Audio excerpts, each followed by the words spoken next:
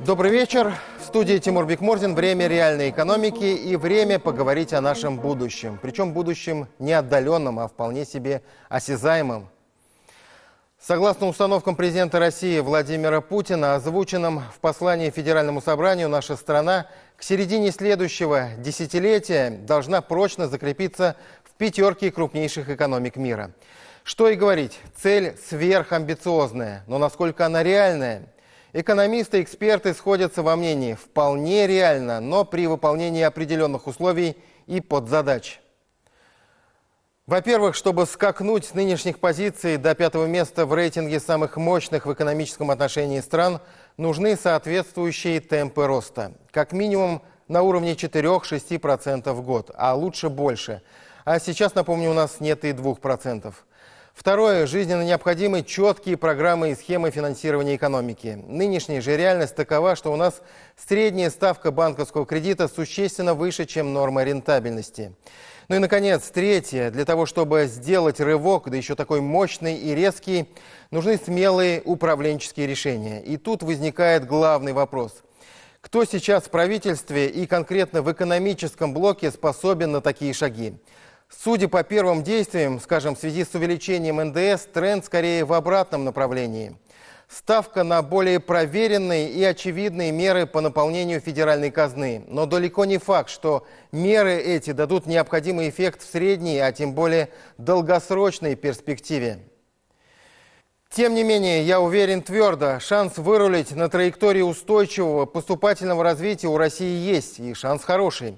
Для этого нам нужно более внимательно посмотреть на опыт других стран, в том числе азиатских. И мы увидим, что в условиях, когда формируется действительно понятная и адресная повестка модернизации, ставятся амбициозные задачи, результат более чем реален. Для того, чтобы доказать это, у России не так много времени. Мы начинаем. Смотрите в этом выпуске. Надо, конечно, действовать на опережение. Компании, которые будут работать на покупной нефти, они на самом деле могут обанкротиться. Нефтепереработка – отрасль с перспективой роста. Как в Татарстане от теории перешли к практике. Здесь важно не виновного найти, который вот сегодня виноват, а выстроить систему управленческую, которая позволит не допускать этих нарушений. Охрана труда – как важнейший фактор для современного предприятия.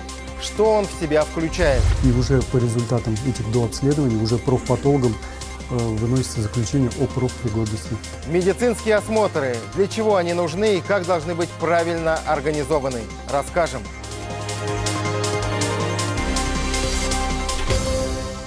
К вопросу о темпах роста. Давайте не забывать, примеров такого экономического чуда предостаточно.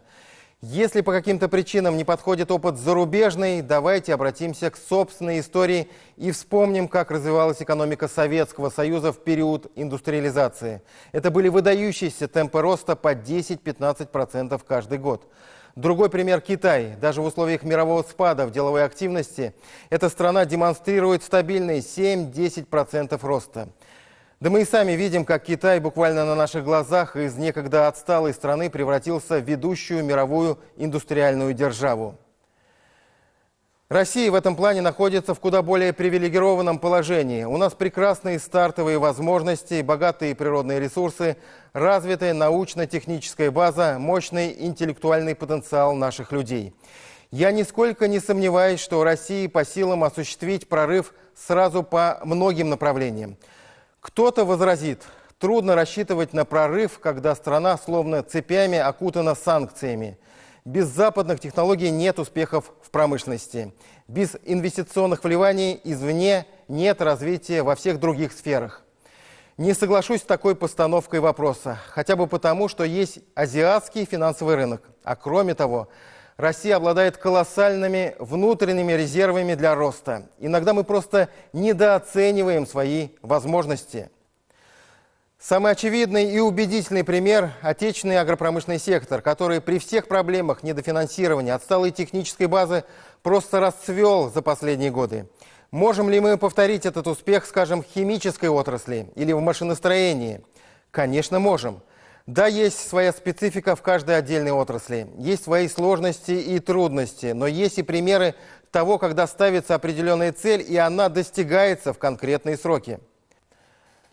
Так было в Татарстане, когда, можно сказать, возникла необходимость создания отрасли нефтепереработки практически с нуля. И она, эта отрасль, не просто появилась, а в короткие сроки стала ключевой для всей экономики республики. Для Татарстана нефтепереработка не в одночасье превратилась в стратегическую по значению отрасль. Это сегодня предприятие нефтеперерабатывающего комплекса, входящего в группу компаний «Таиф», промышленные локомотивы всей экономики Татарстана. В конце 90-х республика находилась перед сложным выбором. Запасы легкой дивонской нефти, десятилетиями кормившие всю страну, таяли на глазах. И хотя добычу сырья Татарстан держал на стабильно высоком уровне, баланс менялся в невыгодную для нас сторону тяжелой и высокосернистой нефти. Что делать дальше? Оставаться примитивным поставщиком сырьевых ресурсов на зарубежные рынки становилось все менее выгодным. Собственной нефтепереработки в Татарстане не было, да и в России в целом отрасль была в тяжелом положении. Решение созрело в 1997 году. Специалисты ТАИФ взялись воплотить в реальность идею строительства полноценного НПЗ. Первой основой для этого стала установка первичной переработки нефти ЛОУ АВТ-7, которую ТАИФ тогда взял в аренду у Нижнекамск нефтехима. Установка была не новая. Глубина переработки нефти в тот период не превышала 35%. Нужны были серьезные средства на модернизацию установки, выхода ее на стабильный режим работы. Это был определенный риск, который, как мы сейчас понимаем, себя полностью оправдал. Даже в условиях экономического кризиса конца 90-х, часто неблагоприятную конъюнктуру цен на сырье, ТАИФ не только сумел выйти на приемлемые показатели рентабельности производства, но и поддержал татарстанских аграриев, поставляя им продукты нефтепереработки по ценам значительно ниже рыночных. В середине нулевых ТАИФ продолжил курс на дальнейшую модернизацию НПЗ. Следом началось строительство новых двух крупнотоннажных производств. Установки по производству бензинов и установки по переработке газового конденсата. Сегодня ТАИФ НК – это развитый, мощный комплекс нефтеперерабатывающих предприятий, в состав которого входит сразу несколько заводов – НПЗ, завод бензинов, установка по переработке газового конденсата, установка по производству битума. К запуску готовится масштабный проект – комплекс глубокой переработки тяжелых остатков с глубиной переработки на уровне 98,6%. Сегодня группа компаний ТАИФ – это одна из наших ведущих групп. И отдельные слова благодарности за ту поддержку, которую вы оказываете в части обеспечения наших селян топливом, за те проекты, которые реализованы на наших исторических, культурных объектах, программа социальной ипотеки, ну и ваша большая программа, когда вы своих работников обеспечиваете жильем, плюс достойные заработные платы. Впрочем, зачастую развитие нефтеперерабатывающих производств в России идет не благодаря, а вопреки поддержке со стороны государства. Показательный пример – так называемый налоговый маневр правительства страны, который может поставить подножку всей отечественной отрасли нефтепереработки. В чем суть проблемы? Первоначально логика так называемого большого налогового маневра была в том, чтобы снизить экспортные пошлины на нефть, а налог на добычу полезных ископаемых, напротив, адекватно поднять.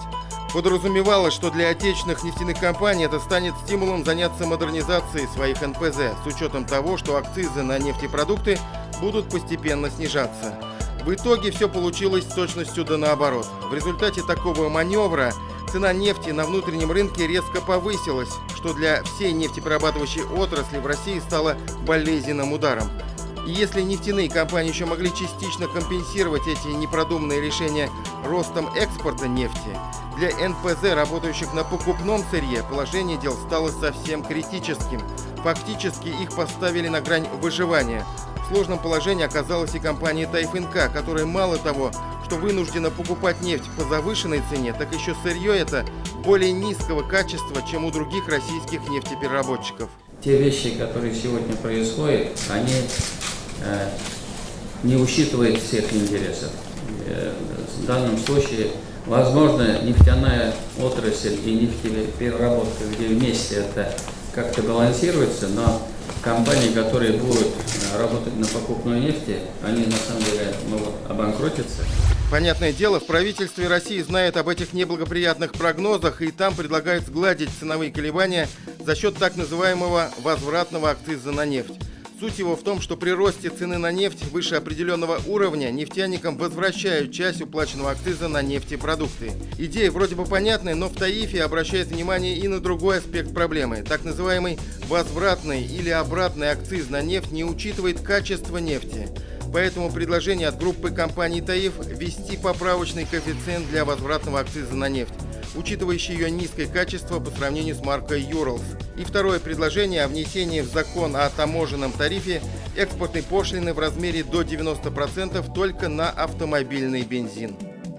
Переработка российским НПЗ нефти разного качества по одинаковой цене является главным препятствием для создания равных конкурентных хранительных условий для существования и развития нефтепереработки. Надо, конечно, действовать на опережение. Поэтому все материалы, которые сегодня есть, их надо взять, нам надо очень серьезно работать по Москве. Я готов тоже подключиться к поручению министра экономики, министра финансов, министра промышленности. Мы все поручения дадим, будем работать. С учетом всех этих реалий задача для группы ТАИФ сейчас достаточно сложна, но выполнима. Нужно не только сохранить действующие позиции на рынке, а существенно нарастить объемы производства, увеличить его эффективность. Уже сейчас на долю предприятий группы ТАИФ, как отметил президент Татарстана Рустам Минниханов, приходится 20% всего объема промышленного производства в республике. В планах ТАИФ двигаться дальше, вперед, в соответствии со своей стратегией развития до 2030 года, которая подразумевает инвестиции в объеме более 2 триллионов рублей. Направление и перспективы развития ТАИФ НК в этой стратегии также четко обозначены. Это направление на увеличение доли выпуска высокомаржинальных светлых нефтепродуктов, и мы видим даже на этом графике, что компания движется намеченным курсом довольно успешно. Спуском комплекса глубокой переработки тяжелых остатков, который не за горами, ТАИФ НК закрепит за собой статус одного из лидеров отечественной нефтепереработки.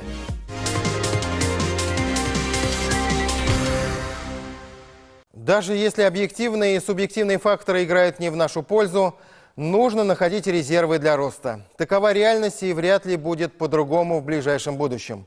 Где эти резервы роста, если мы говорим о российской экономике и отечественных предприятиях? Эксперты выделяют следующий фактор – производительность труда. Вот где огромное поле для того, чтобы догнать и перегнать конкурентов.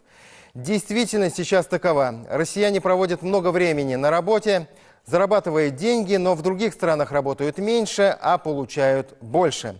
Согласно рейтингу продуктивности труда, Россия занимает 3-е место с конца среди развитых стран.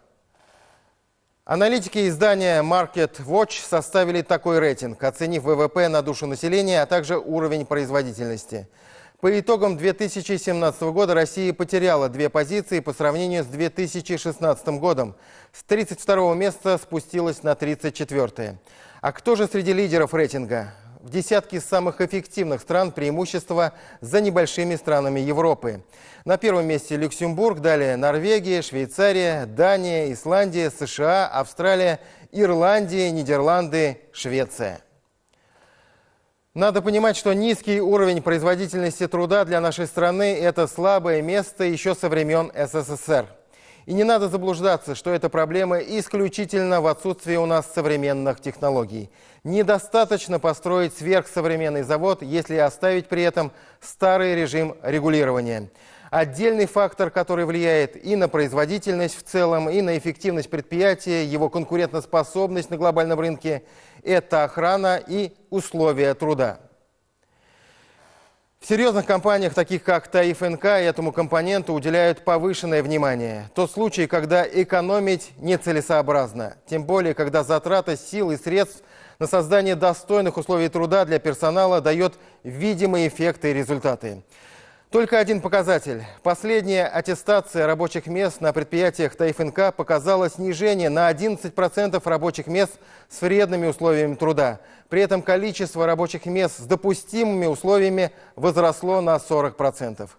В компании ТФНК готовы поделиться передовым опытом. Подробности у Зарины Ахметовой.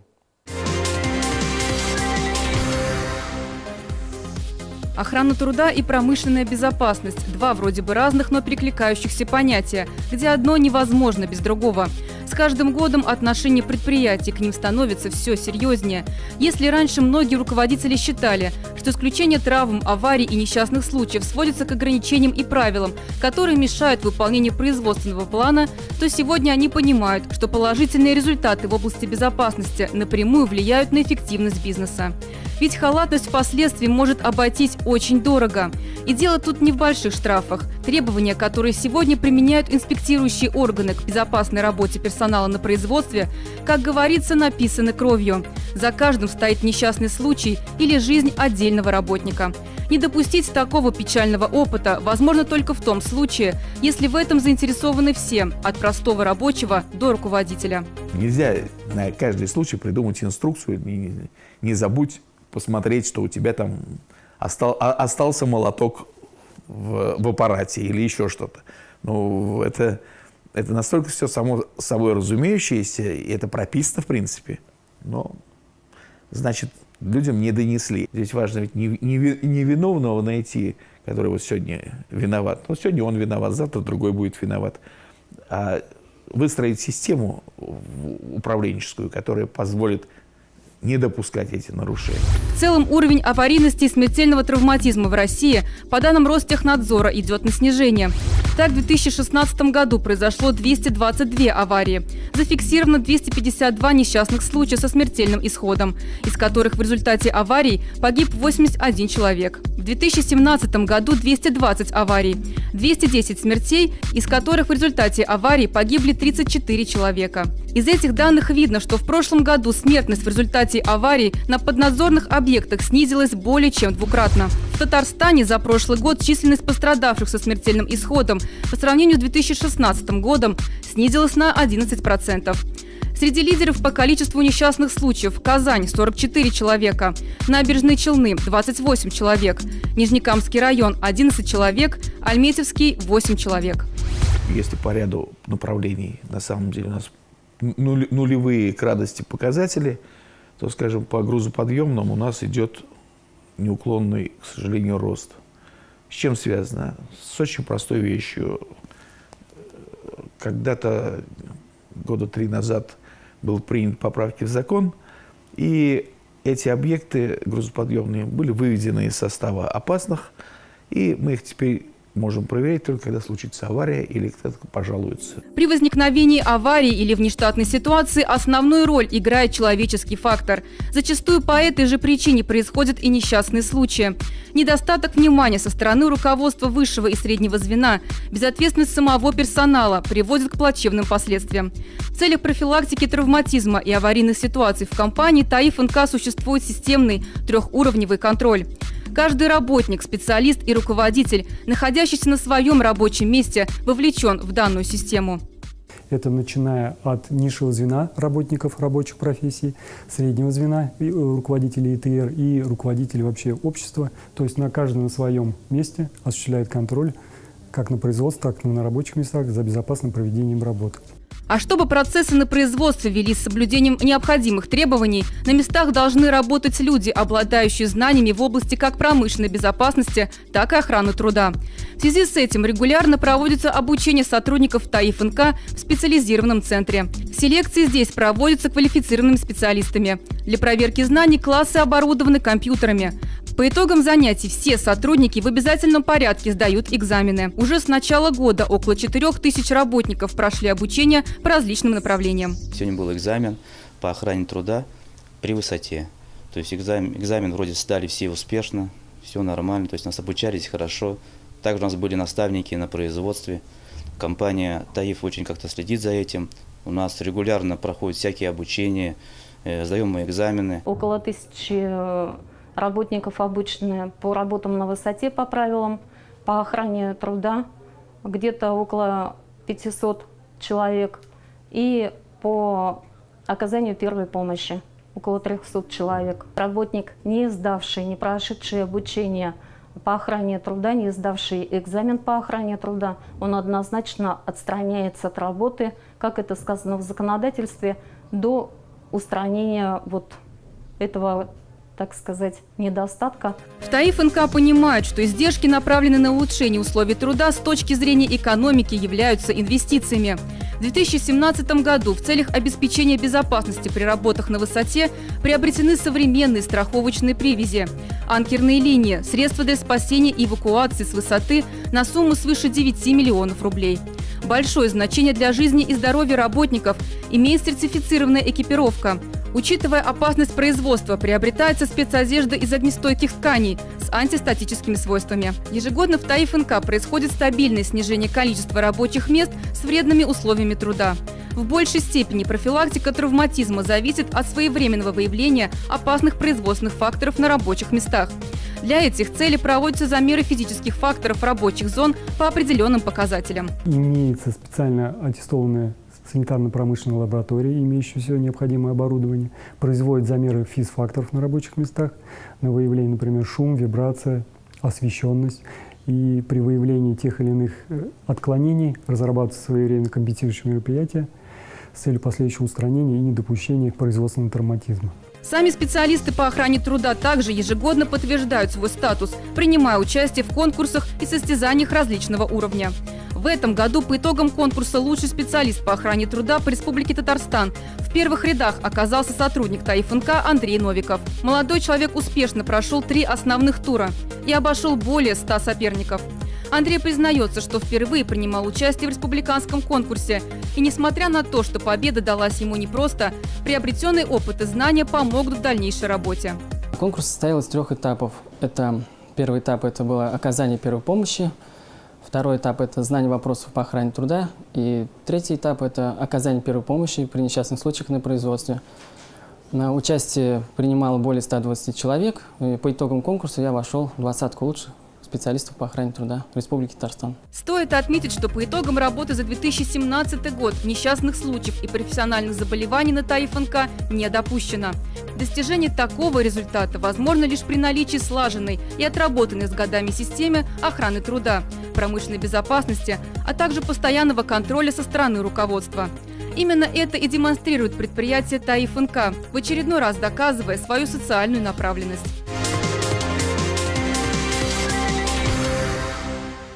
Цель любой компании – получение стабильной прибыли за счет производства конкурентоспособной продукции. ТАИФ НК в этом плане не исключение. Понятно, что эта задача под силу только высококвалифицированному персоналу, специалистам, которые обладают необходимым набором знаний, навыков и профессиональным опытом. Кто он, среднестатистический работник компании ТАИФ НК? Давайте составим его портрет. Итак, это скорее молодой человек, примерно 50% от общей численности компании, сотрудники до 35 лет. Это профессионал своего дела, который имеет соответствующее образование. Работая в условиях постоянно действующего производства, в условиях реализации крупных проектов, руководство компании понимает ответственность за персонал. Ведь каждый сотрудник – это важная часть непрерывного процесса, а его здоровье – еще один фактор, влияющий на эффективность предприятия. Правилом и необходимостью для современной успешной компании, такой как ТАИФ НК, является проведение регулярных медицинских осмотров с целью выявления и профилактики профессиональных заболеваний. Зарина Ахметова расскажет больше. Как показывает мировая практика, внимательное отношение к здоровью сотрудников позволяет снизить заболеваемость в коллективе, улучшить профилактику хронических заболеваний и в результате уменьшить средний срок временной нетрудоспособности. Да и производительность труда у здоровых людей выше. Соответственно, внимание к благополучию и самочувствию персонала выгодно и самому предприятию. Коллектив ТАИФ НК – это главная ценность и залог успешного достижения стратегических целей. Ежегодно все сотрудники компании проходят обследование в медучреждениях с целью профилактики и выявления заболеваний. В этом году обязательному медосмотру в ТАИФ НК подлежит 3728 человек. Их обследуют такие специалисты, как лор, окулист, невролог, невропатолог, психиатр, дерматолог, терапевт и профпатолог. В рамках медосмотра работники сдают кровь на общий анализ и биохимию. снимают электрокардиограмму и сердце и проверяют объем легких.